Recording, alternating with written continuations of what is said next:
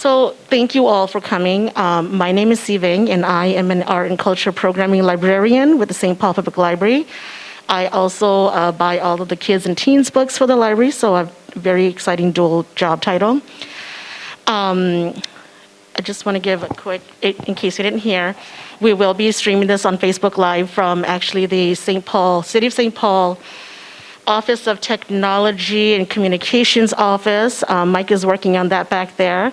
And then we have Therese with us today from the Marketing Office with the St. Paul Public Library. I'm going to start. We start all of our programs with the Atlanta Acknowledgement. So I'm going to read that off real quick. Every community owes its existence and vitality to generations from around the world who contributed their hopes, dreams, and energy to making the history that led to this moment. Some were brought here against their will, some were drawn to leave their distant homes in hope of a better life, and some have lived on this land for more generations than can be counted. Truth and acknowledgement are critical to building mutual respect and connection across all barriers of heritage and difference. We begin this effort to acknowledge what has been buried by honoring the truth. We are standing in the lands of the Dakota people. We acknowledge the Ojibwe and Ho-Chunk people who also call this place home. We pay respects to their elders and past and present. Please take a moment to consider the treaties made by the tribal nations that entitle non-Native people to live and work on traditional Native lands. Consider the many legacies of violence, displacement, migration, and settlement that bring us together here today. And please join us in uncovering such truths at any and all public events. Thank you for that. At every chair, I'm going to say this again, sorry if you've been here earlier and had to listen to this 5,000 times. There's a small sheet for you to fill out if you want to be put into a drawing for a free book once Moon gets her books. And then the other sheet is a survey that's to be filled out after the event. And I'm going to read the bio of these amazing women. So we're going to start with Moon. Moon is a Hmong artist, best known for her artistry in photography, digital art, and literary work. Her first published novel, Memoirs of a Haunted Hmong Girl, swept across the Hmong community like a storm, inviting her readers to an inspirited world surrounding topics that are usually seen as taboo. Her ability to compress the complex aspects of cultural and spiritual beliefs into a beautiful and captivating story left readers enchanted and in tears. Her novel was also accompanied by original artworks and a visual audio that showcased not only her ability to write a captivating story, but to visually and artistically bring it to life, allowing readers to experience a book like never before. Moon's vulnerable approach to this book allowed readers of all age groups to relate to it, praising it as one of the best books ever written by a Hmong author, and one in which will live on beyond its years. That's Moon. And we have here Pania, who is Moon's spiritual guidance. Pania was born in Fresno, California, and is the youngest of 5 siblings. At the age of 4, her family moved to Minnesota to be closer to relatives. Pania was the last class to graduate from Arlington Senior High School in 2010 and continued to pursue her passion as a makeup artist, hairstylist, in cosmetology school. At the age of 23, Pania married her husband, Shinu, who is currently a U.S. Marine. They both lived in Jacksonville, North Carolina from 2015 to 2020 for her husband's duty station and are now back here in Minnesota for a new duty. So help me welcome Moon and Pania.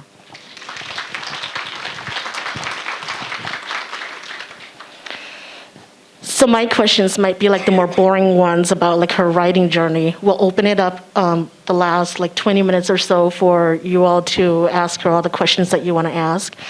I'm sure that after last night's live reading, we're all dying for answers. By a show of hands, who's read or listened to all of her whole book? Okay, there are some hands that are not up, and there's going to be major spoilers for you all. I do have a box of Kleenex.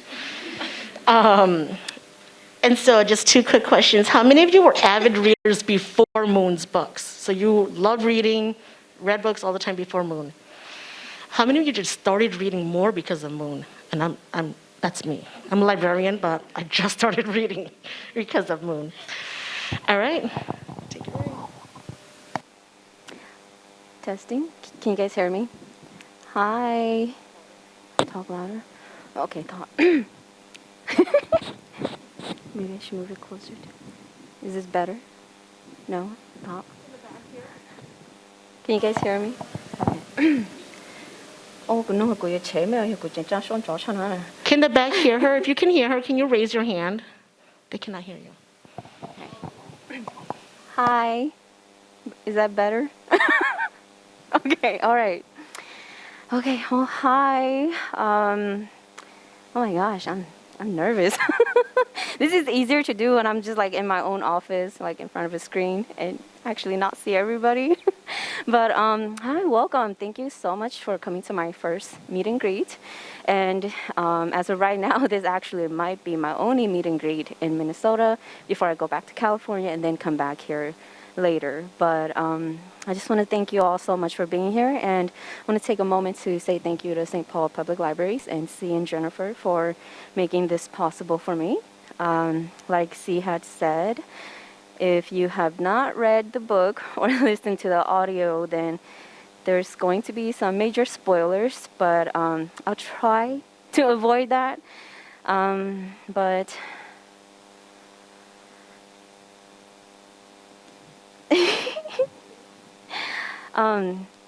mình mới của lại mấy bao người nó có tôi ạ.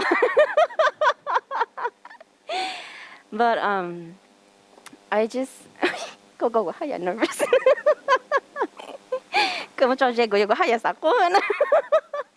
But thank you so much for being here, because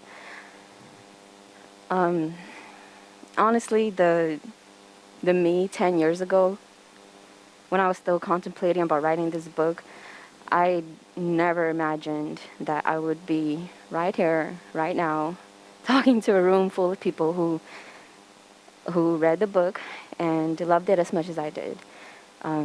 So thank you all a lot for being here. This means a lot to me, beyond like something professional or beyond me being an artist.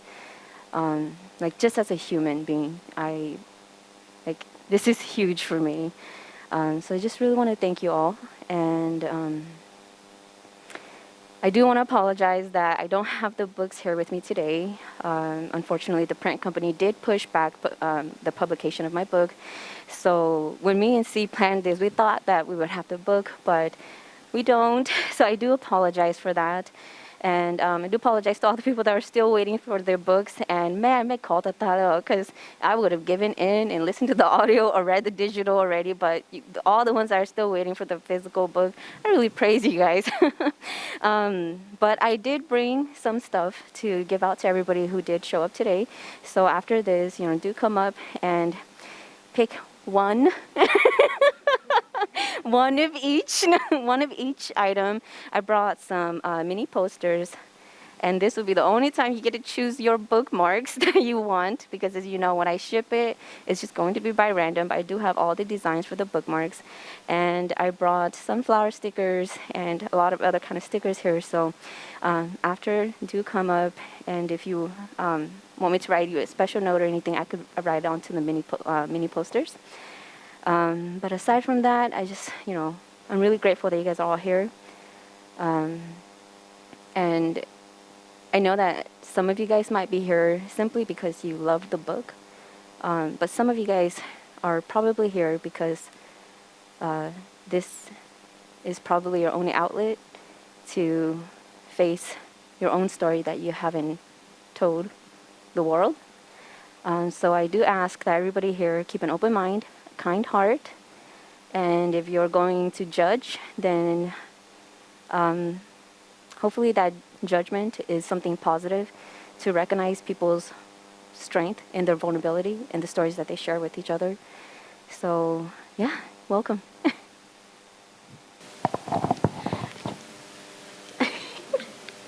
Moon, I think you talked a little bit about this experience happening 10 years ago, but can you talk about the process of writing this book and how long did that take?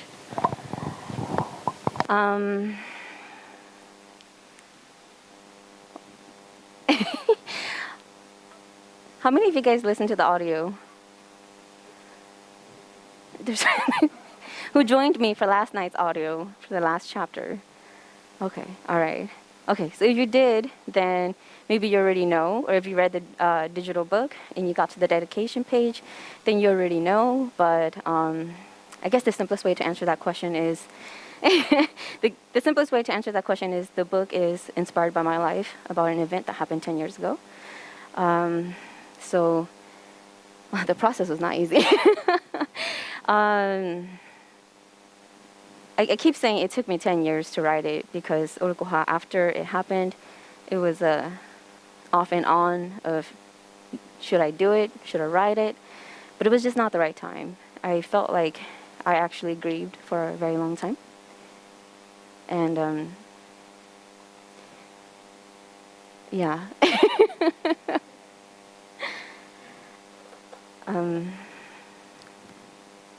Yeah, it was a lot more of like grieving and honestly, I mean, do we all speak Hmong here? I'm so sorry.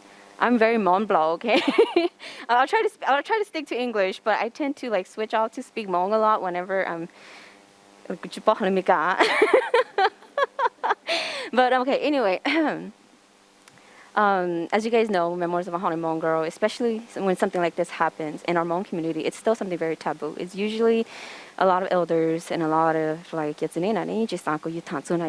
and but this, just understand that them being like that is not because they have anything against you. It's because it's out of love and they're trying to protect you. And while that's still true, I believe that when something like this happened to one of us, it's a very lonely journey because the funny thing that, for me personally, the funny thing that I found is a lot of people are like, don't talk about it, but you're the only one who cannot talk about it. Everybody else does. And the story changes a lot. So I think for me, it started with just grieving about what happened. And then being really bitter about not being able to talk about it. And I had a really hard time to deal with that. But once I did recognize that the reason that it's so restricted is because it's out of love, then it was much easier for me to overcome it and stand my ground. And here I am 10 years later, and yeah. So from the time that you sat down and write it, did it take like 10 years? Write, stop, write, stop? Oh, yes. I remember I started this book like when we still saved stuff on floppy disks. Do you guys even know what that is? To like floppy disk, to transferring it to CDs, to USB, and then now it's all in the clouds. So it'll be safe forever now. And then Pania, I'm going to hand over the mic to you so you can share a bit about your guidance for Moon during the writing process, if you're comfortable sharing.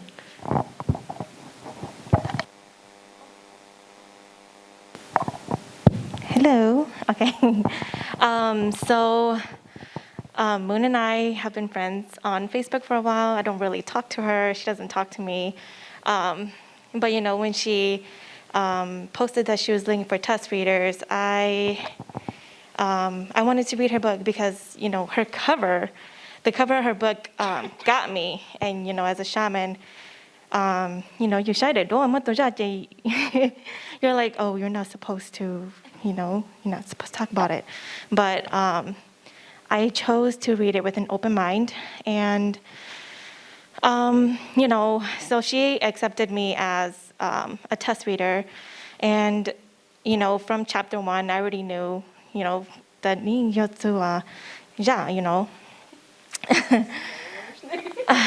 okay, well, everybody knows. Everyone already knows, right? You guys know. And so when I was reading her chapters, it got kind of intense for me because I was, I know you guys read the book and you guys felt like you guys were going through the journey with her, right? I'm not the only one. So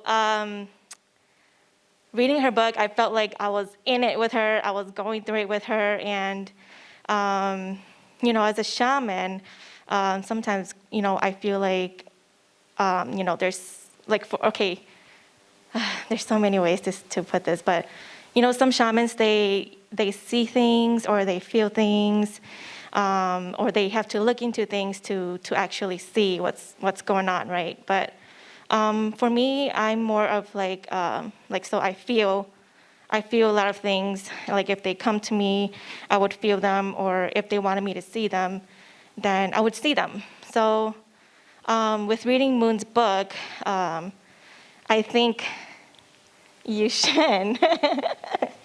You should.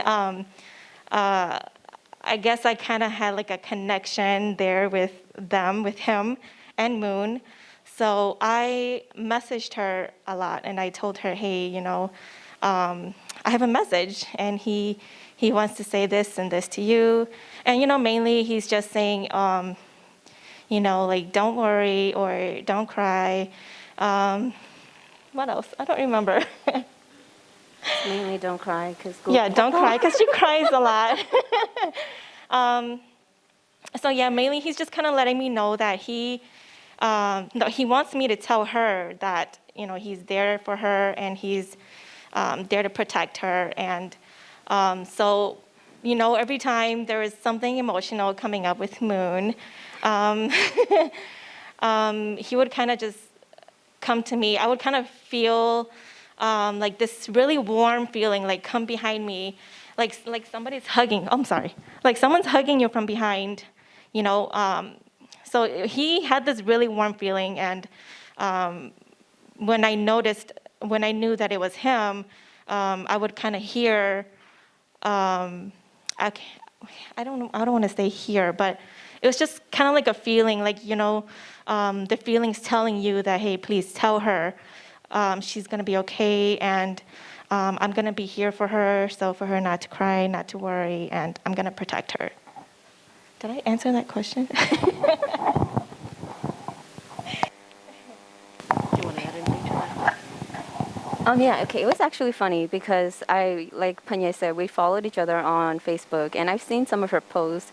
So when she tried to request to be one of my test readers, we bought the against dragons. And I knew she was a shaman, so I remember sitting there like staring at her request, and I was like, nah. I was like, she's gonna say something to me. And then it was just, I like honestly, because I felt like this because before writing this book, like I said, I've been going through this for 10 years. I got a lot of no's. A lot of people were like, no, don't do it. Especially my family. And like not just my family, but like not just this book, but in my history as an artist. I've done some artwork in which, 유티치 뭐 target 하다 유요 하페 나요. But I've done some artworks that I saw that became very controversial in the Hmong shaman community. So I was very afraid, especially when I was like, okay, she's a shaman. I already know she has something against dragons. And honestly, I was like, why do you want to read this book? I was like, I only check right? But I accepted her, and I was honestly very surprised when she first messaged me. Yeah, so I'm really glad that I was able to overcome the fear of being judged by someone who I know had a preconceived stance. But then I think the beautiful thing about what happened between us was that we both overcame something that we initially, had an idea about what it is, because I was very afraid to open up to shamans about it. And yeah, so I'm really, really glad that you became one of my test readers. I have a question for the audience, and I don't know if you're comfortable answering this, but are any of you like uprising shamans, or any of you a shaman right now? I'm just curious if you're comfortable enough to share. Everyone? Okay, cool. Just listening to Panya tell the story, I'm not a shaman, or I don't have any of that sort, but within in China, I'm just like, ew, if I feel something warm. Moon, I want to know more about like your recording process, because each of those chapters, it's so like dramatic, the music. How do you pick your music? How long does it take you to record it? Your crying and all that. Um, It takes like the recording part. It's pretty like when I first started. Of course, it was very hard because I've never done it before. But I found that it was easier to do the whole recording, like the whole chapter in one reading. Like to go record, show. Like I don't move at all because like the moment go move, you know. So, but it's the editing. My gosh, the taking out my breathing. Gosh, I breathe real hard, you guys. Like it's every time. It's like Yushin said. And then now I have to edit that part out. And I do that so much. So it takes me about 3 to 4 hours just to like edit one chapter to make it flow better. But these last few chapters were really hard. So they all took me about 7 to 8 hours to edit just one chapter. And yeah.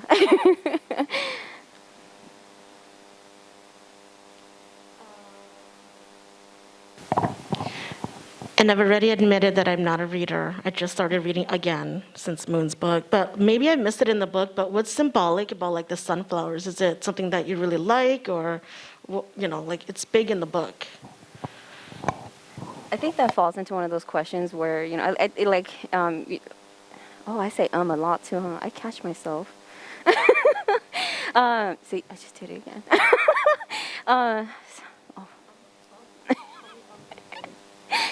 Okay. So this question falls into one of those categories where, like a lot of people ask me, like, why did this happen? Why did, you know, like, what does the sunflower mean? Why did you put it in? Like, does it symbolize anything? But this just falls into one of those categories where, as, you know, wonderful as this story is, to the point that some people believe that in fantasy, and I have nothing against if you don't believe that this story is based on a true story, and to you just want to enjoy it as a fantasy. I completely respect that, and but at the same time, I feel like for me it's hard to forget that this is a real story because so it's just one of those things where that was just the way it happened. I think he just referred a lot to sunflowers because that's actually my favorite flower in real life. So yeah. So it's just one of the things that it just happened that way, and so I just told the story in the best way that I can to stay with the truth, even though I had to change some things to make it fit into and make more sense as a novel. But it was just one of those things that just happened. Yeah. My next curiosity is probably going to be more for, for either one of you, Penny or Moon. But like, you know, you know, and somebody gets sick and, you know, like we never understood the importance of supporting that new name, you know. Like my mom would always be like, no, they're not that anymore. They're this new name and you have to follow that new name. I've never understood the importance of it until, you know, I read this book and I'm like, oh, like that's where mine came from and money came from. Can you like elaborate on that? Like what's the importance about like, you know, to give me a dog or to hide her, you know, like anything. I don't know. There's much to say about that. Have you done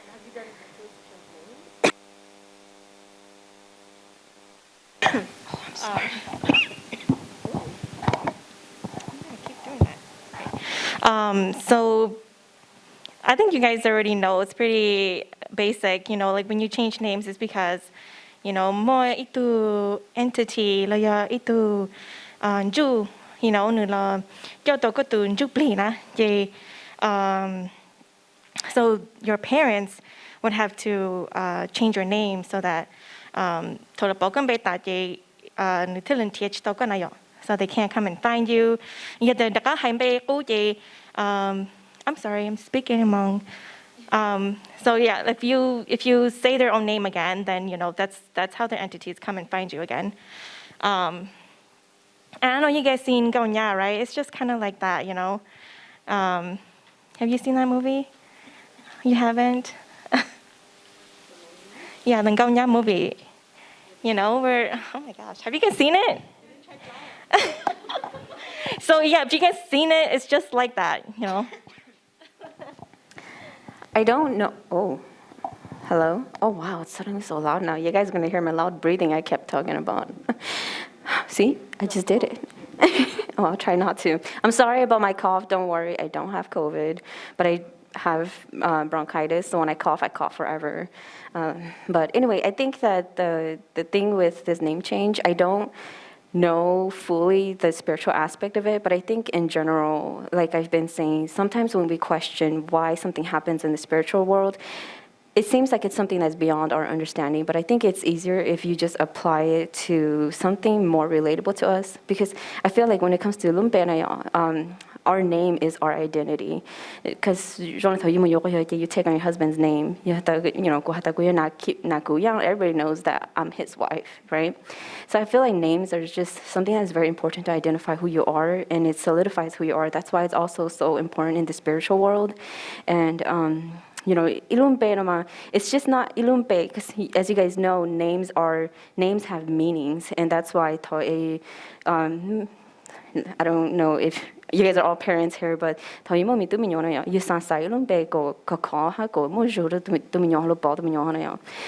feel like that's why names are so important. I think that's why it also falls into Shanjupli, that it's something that they can easily yeah.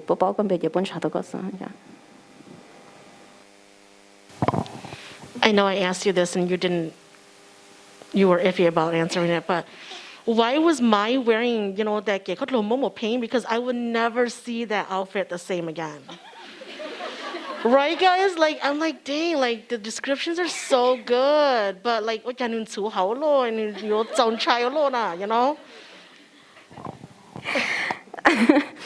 That's just what she wore. I don't know. I never asked her why she never wore anything else. Are you Momo Ping? Yes. Okay, so maybe that's why, right? Like when you marry off your daughter, you dress them in that, so that was the fake you. If anything, I would say that when I had my separation ceremony, that the outfit she wore is exactly what I saw Mai wore, and that's what she was wearing. So, yeah.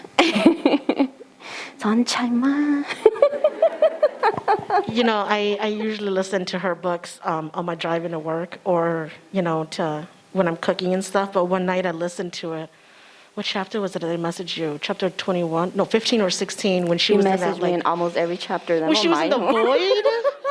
Oh my God, and you did that old man's voice, and I think, oh my gosh. I had to make my husband walk me to the bathroom at 2 a.m. It was scary. I told Moon, I'm like, I want to host you at the library, but I don't want to read your book.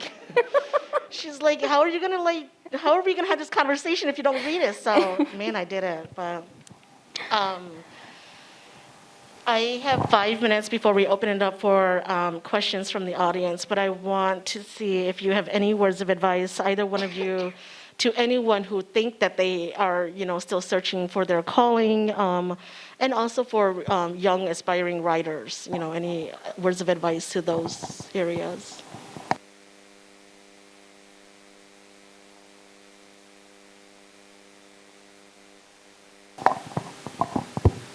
I don't really know what to say. I saw one hand when she asked who was a rising shaman. Nito na, chate. I'm so sorry. Okay, so I'm just gonna do a very basic talk about my emerging. Is that what you want me to talk about?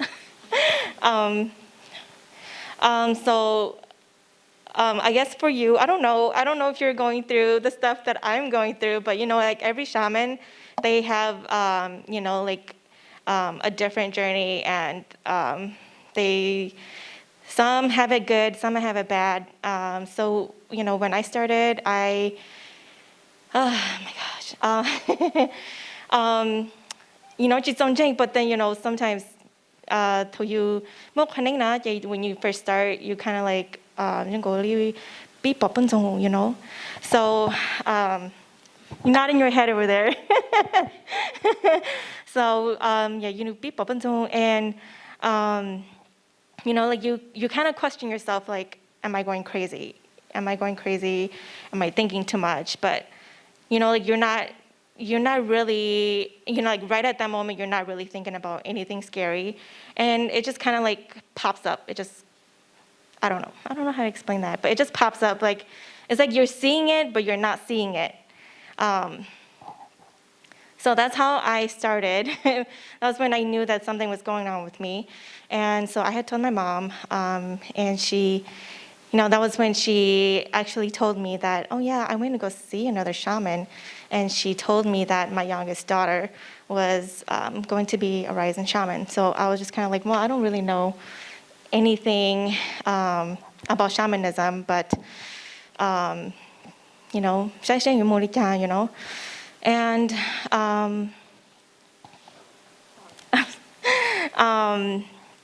so after that, I was just kind of going through a lot of, I guess you could say I was dreaming a lot. Really, I know you've all had these dreams where, there's a ghost chasing you and you're running, and then it catches you. But for me, it was way worse than that. Like in my dreams, they would be chasing after me, and then they catch me. I wake up and they're right there. Yeah, so I've had a lot of those. Hey, Hoa. Anyways, I had a lot of those dreams where the ghost would be chasing me in my dreams, and then I wake up, they're like right at the foot of my bed. And so, my mom's room is right next door to me. I would call her. I have to call her because I'm too scared, like, to know you did chata, Yeah. Like I call her on the phone, I'm like, look, that thing, that thing took a. And then she would just be like, oi, Jai, So she would come turn the light, and like I'm just there, like, oh my God, I'm so scared, I'm shivering, and she would ask me, "Oh, Yana, what's wrong?" And I would tell her, "Oh, there's something standing right there.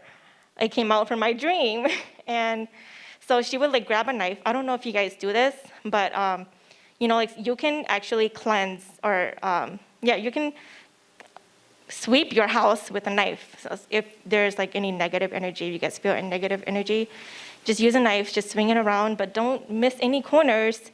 So that's what my mom did in my room, but the foot of my bed.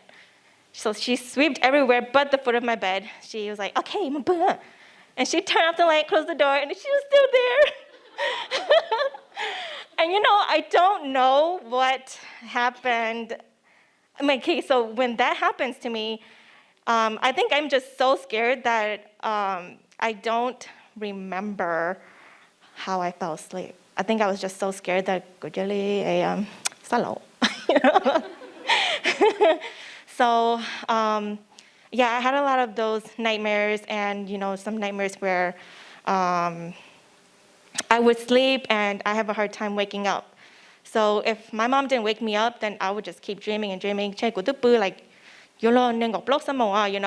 So, but in those dreams, I would dream about, being in a different realm.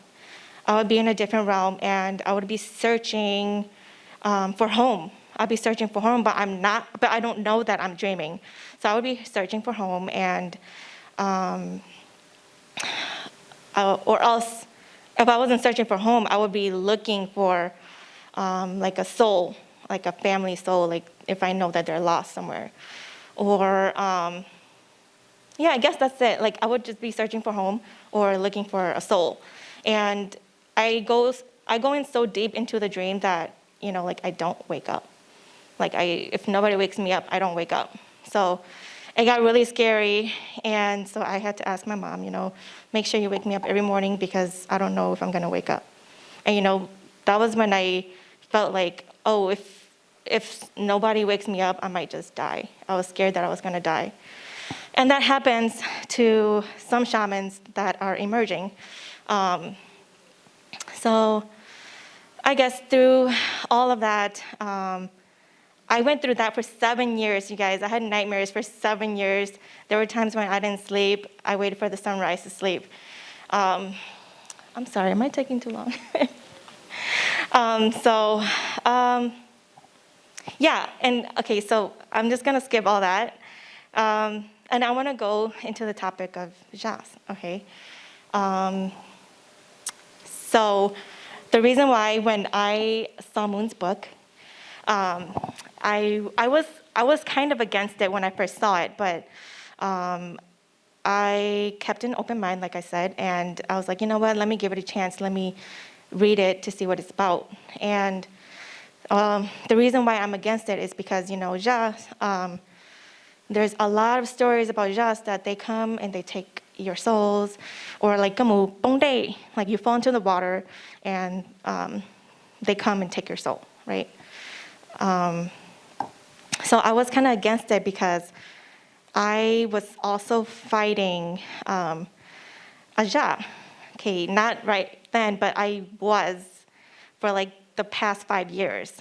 And because Dojandana, she was somebody that was after my husband for 5 years. And I fought her. I had to tell her off, just say, hey, this is my husband, and you cannot try to take him because, we're husband and wife, and you can't do that. And some Zhanala, they are very stubborn, they don't listen, and that's why when I read her book, when I saw her cover, I was like, oh, shit, Okay, so I was just like, well, I don't know what it's gonna be about, so I just gave it a chance. And then, when I finished reading her book, I was just like, wow, not all of them, not all dragons, not all Jas are cunning. Yes, not all homebreakers. They're not all bad, and like reading her book, that's when I knew that, there's some that actually do care about you. There's some that do really love you, and like Yushan, Nuketa Muna, she really cares about Moon, and he let her come back. And as a shaman, you kind of, you have this duty to bring the spirit back to the physical world because they have family here, and you have to think about that. Like you cannot be selfish. Like we have to tell like the spirits that want to stay, or the spirits that are taken. We have to tell them, hey, you cannot be selfish. You have to come back. You still have your mom and dad. You still have your brothers and sisters, your relatives here. They're waiting for you. They love you. And no matter how much, you guys long for each other, you cannot be selfish. You have to come back because you have to go home. And then you have to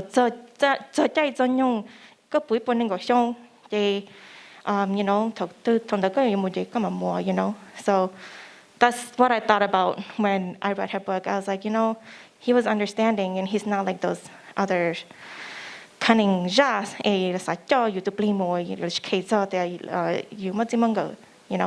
or you more never did, So, so I was pretty happy with her book. Her book did disappoint. Like I said, I had a connection with them, and that's when I was kind of like, okay, he's okay. That's when I just kind of let go, like it's okay. I don't have to be alarmed that it might repeat itself. So I have faith that, he knows that Moon Jingmo Xianyo, so I was just kind of like, yeah, well, I respect that,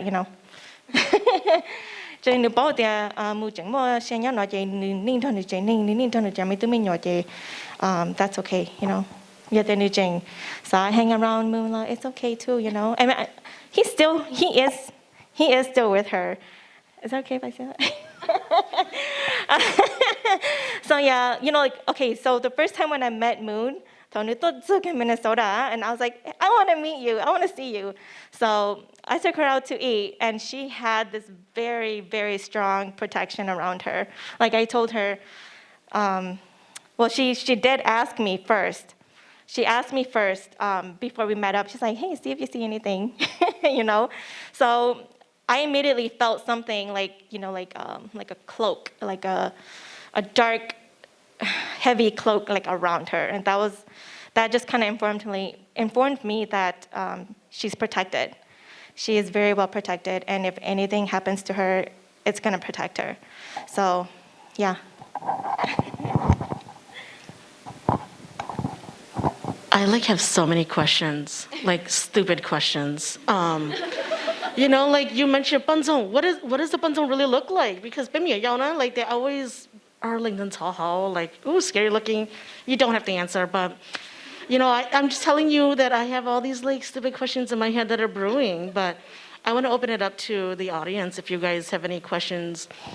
We didn't touch too much on last night's chapters, and Moon kind of left us hanging. But we've been on this journey with you for a while, and we are all Team Moshia with you. And so I think I do speak on behalf of everybody when I say that, like, you know, we're sorry that you went through that, but thank you for opening up and sharing your experience with all of us, because it's such an eye-opener. And Dukang and Duchang, I mean, you know, Dulunang, it's never going to be the same for all of us who have read this book. And so, any questions? I can walk around with the mic. I have hand sanitizer. Oh, there's somebody already.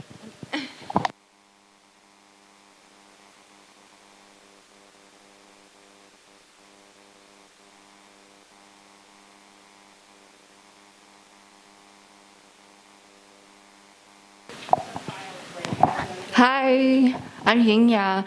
I have two questions. I also want to know what a banzong looks like. But my first question is for Moon. How did you feel, and what did you feel when the message was relayed to you that Yushen was with you and that it was a warm feeling? And then my second question would be.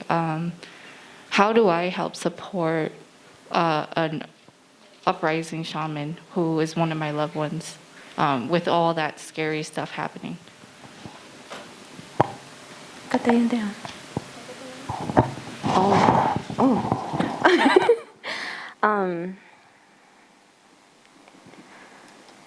It's a bittersweet feeling. Cause Queen Sago na matalo ni Jean Hanayo. Gucci.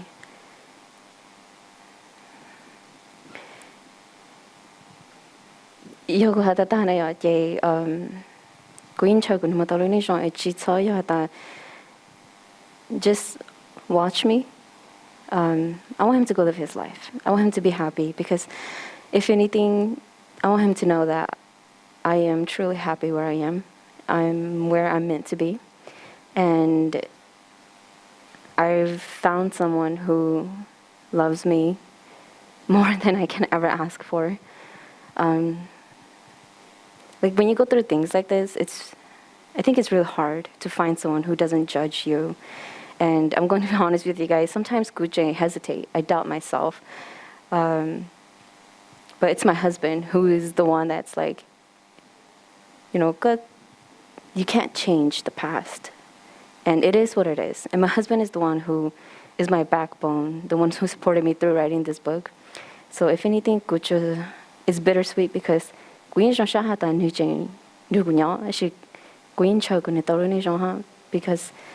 I am happy where I am. And, you know, we're going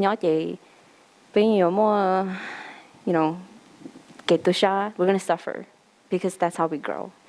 And I don't want him to feel like he needs to be responsible for helping me go through that, because I'm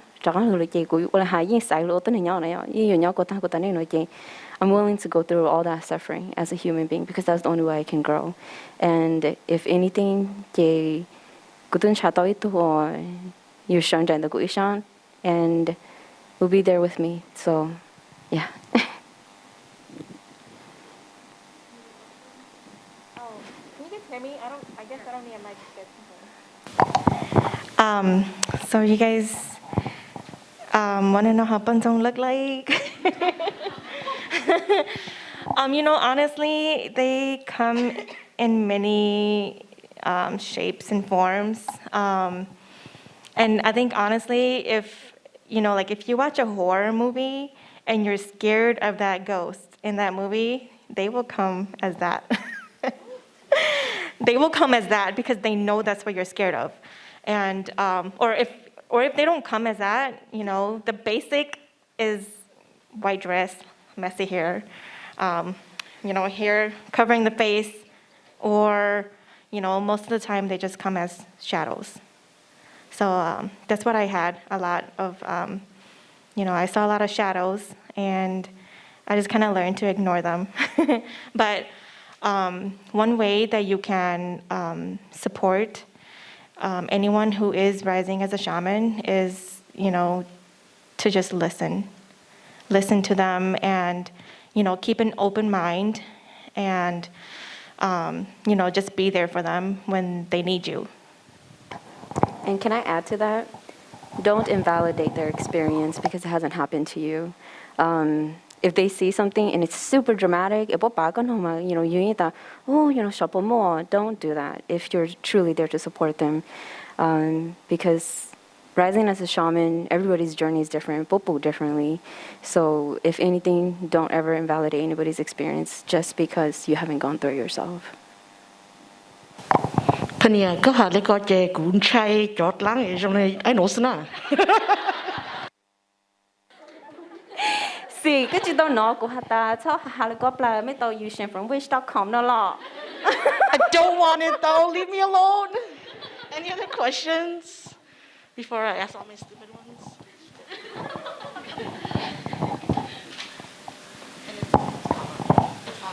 Oh, thank you. Hi, Moon. Hi. I wanted to ask about Ujena. So in the Wayland story, is that how you met him, or like did he came in a different way that you met him? And then my second question is, how do you say found you in Hmong? Yeah, that's what I want to ask you. I do apologize, Wujin is someone I cannot talk about as of right now because solid in my life, and we're going through too much right now, so he's not someone that I can talk about. But I found you.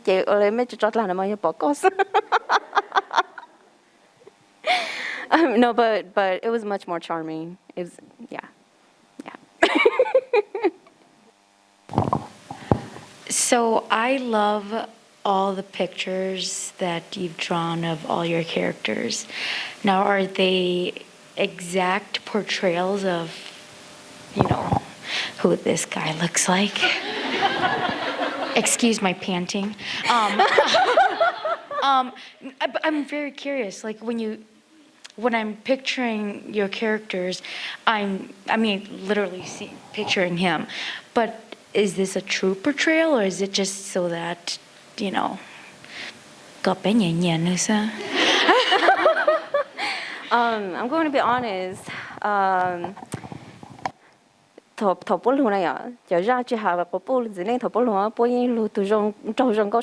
Okay, but in the form that because, like, for example, I mean, everybody, but because maybe that's the form he's going to come in. But just remember that okay.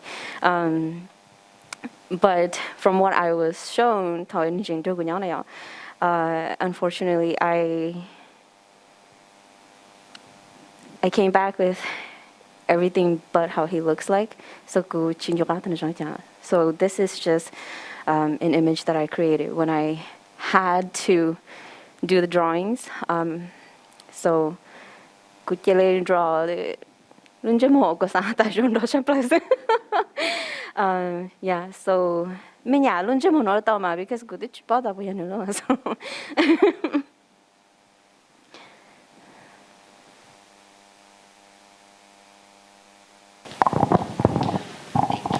Two questions for Moon.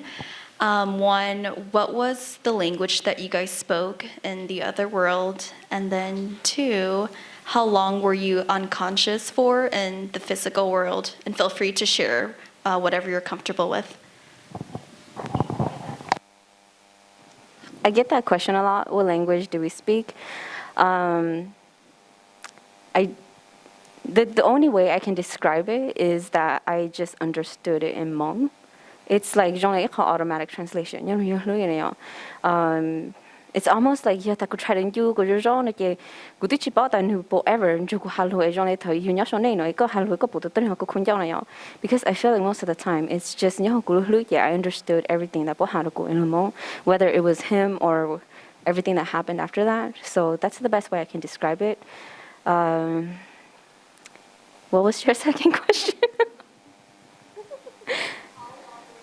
It was only one night. Yes.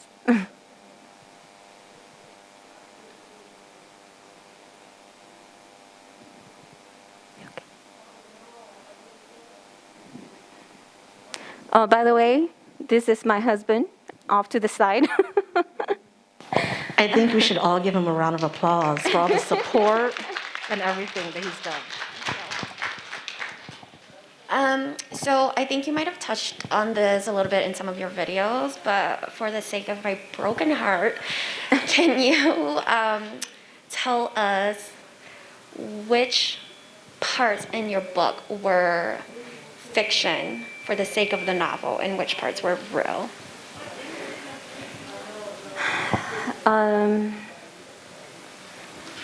That's hard to say, only because everything that went into the book, but I can say that the thing that I did have to change was I changed the order of some things that happened.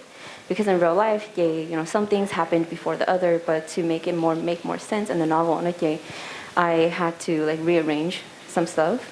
And I would say some things that I was inspired from that I put into the book actually didn't happen in that one night that this incident happened 10 years ago.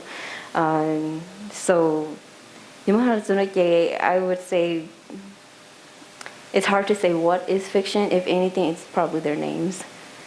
Okay. So he really bought you a green dress.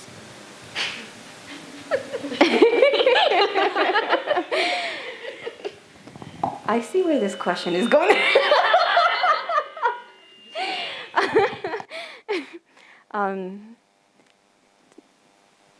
Yes.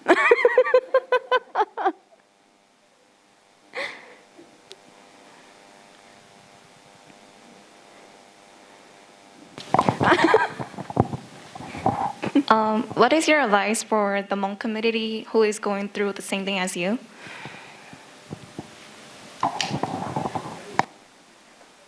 I would say measure what's happening to you, because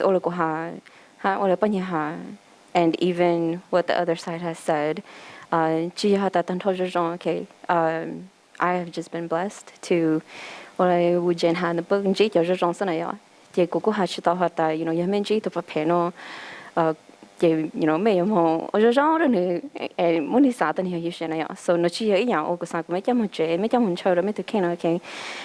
if it is happening to you, then speak up about it. And it's going to be hard to find somebody who would listen and not judge you. But if anything, now you know that there's me. So I'm here. But if anything, speak up about it. And if you need to,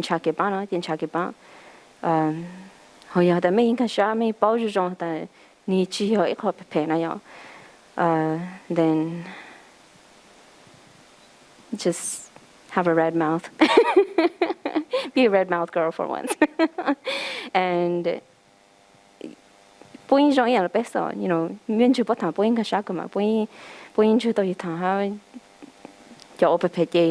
have their own agenda. So just don't be alone. And yeah. And my final question is, what's next? I mean, you left us kind of hanging. Is there anything more that you're going to add? More writing? Anything? I do apologize for last night since you keep bringing it up, see? But I think that just in general, I don't think I will ever stop being an artist. So I am planning my next project already, but that will be announced at a later time. And then we are at time. I want to remind you that excuse me, I didn't say this earlier, but this program, having Moon here today, was funded by the Minnesota Art and Cultural Heritage Funds. And so if you can fill out that survey so we can report the outcomes, it'd be awesome. If there are also any future programs, any ideas that you had that's related to art and culture, please put it down. Again, I am an art and culture programming librarian for the St. Paul Public Library. I'd love to bring more programs into the library for you all. Moon and Pania, I think Pania's staying around. Moon and Q will be hanging around for the next like 20 minutes or so for pictures. She is open to hugs, but just keep in mind she does have a cough. And she has lots of really cool things up here. She's already signed them, so if you want to just take one and go. She's also willing to personalize them to you. Get in line, 3 feet social distance.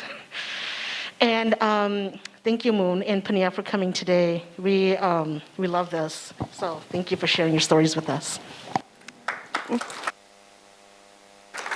Thank you.